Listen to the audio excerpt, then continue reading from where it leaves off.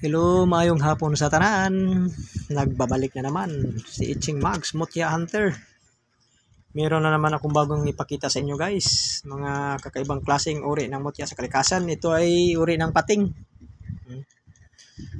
Nakukuha ko to pag lakas ng ulan. Grabing lakas ng ulan. Tapos nakikita ko na ganun lang. May hasang pa. Bihira ka lang na magkaroon ng ginutot. Pero putol siya.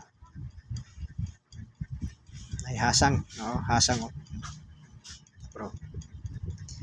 Ay hasang na siya. So pating talaga. Wala. Hindi ka basta-basta makakuha ng ganito pag hindi pagkaloob sa iyo ng ating Panginoon. No? Dito klase ng bunog. Iba yung bunog. Ito pating talaga. May hasang pa.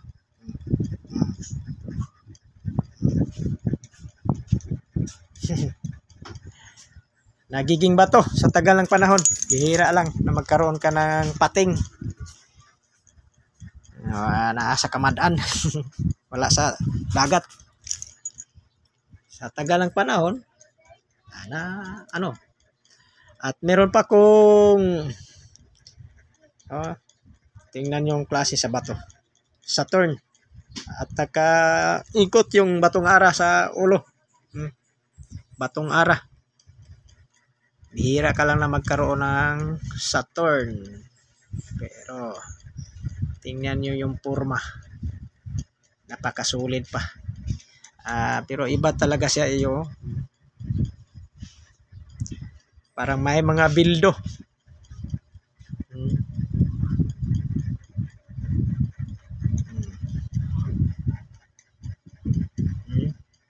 Yung itim.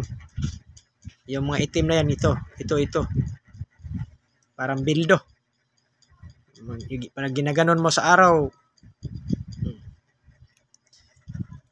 Parang bildo na na sinadyang nilagay. Pero dito ito, batong ara. Tute. Kintab.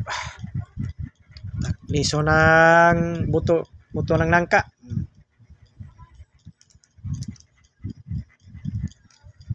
Ito yung batong ara. Pag ginaganon mo sa araw, tagos. Iba siya. Makintab. Parang bildo. Batong ara na may halong green. At ang aking dignum, uling. Sobrang itim.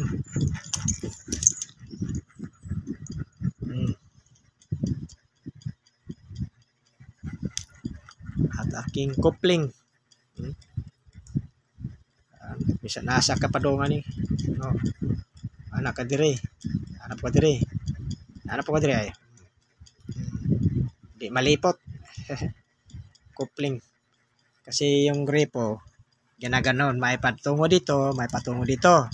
May patungo po dito. Kopling talaga.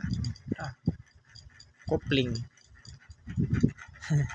Bihira lang magkaroon ka ng ganito.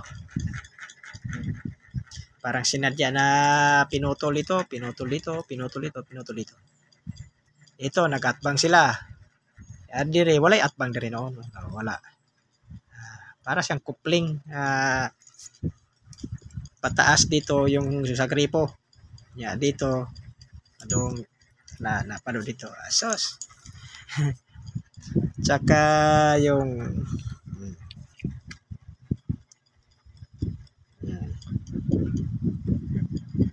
napakasulid.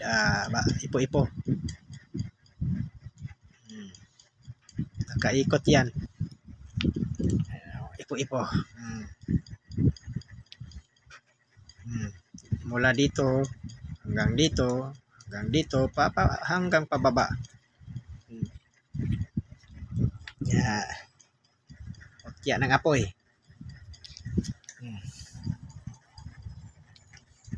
Sobrang solid yan. Mutya ng apoy. magkaiba sila dito.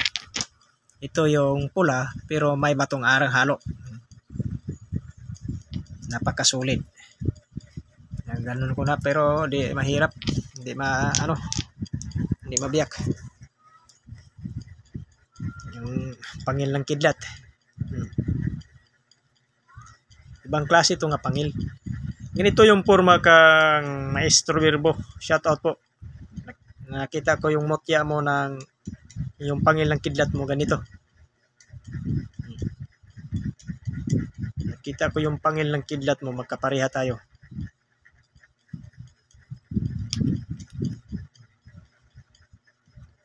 Marami kasing klase ng mutya sa kanang pangil ng kidlat. Yung iba parang tigib lang na ganon.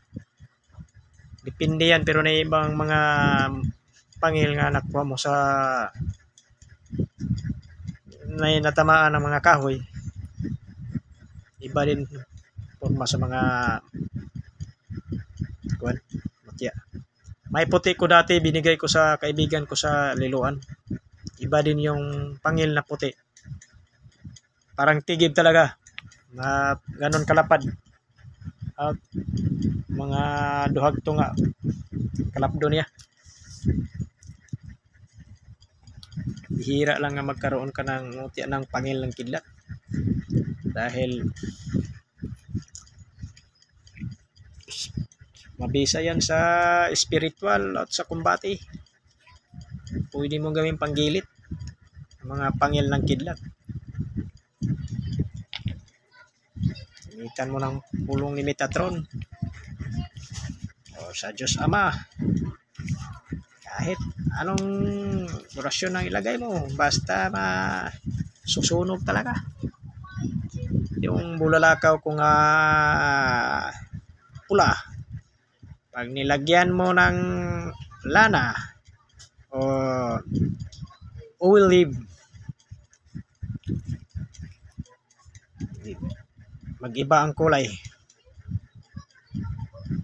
Itlog. Pero pula to. O hindi ko lang nilagyan ng oil. Magnetic pa.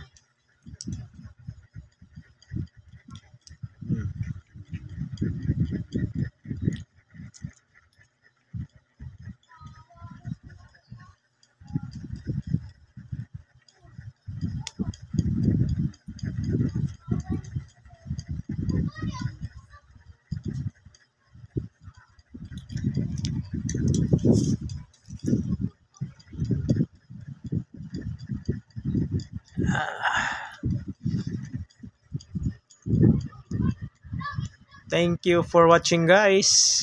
Huwag kalimutan na mag-share o mag-like sa aking mga mutya na pinagkaloob sa ating inang kalikasan. Yung mga taong inggit, pikit. Sige mo comment sa akong mga video ya, tapos bagong mga account, daming account ginawa, lalo na si Pirater. Sukoy. Thank you for watching, guys. Salamat gyapon ko sa mga comment o mga bati, bahala na sila. Importante, wala tayong tinatapakan na tao. Enjoy na lang kayo manood ng mga mutya.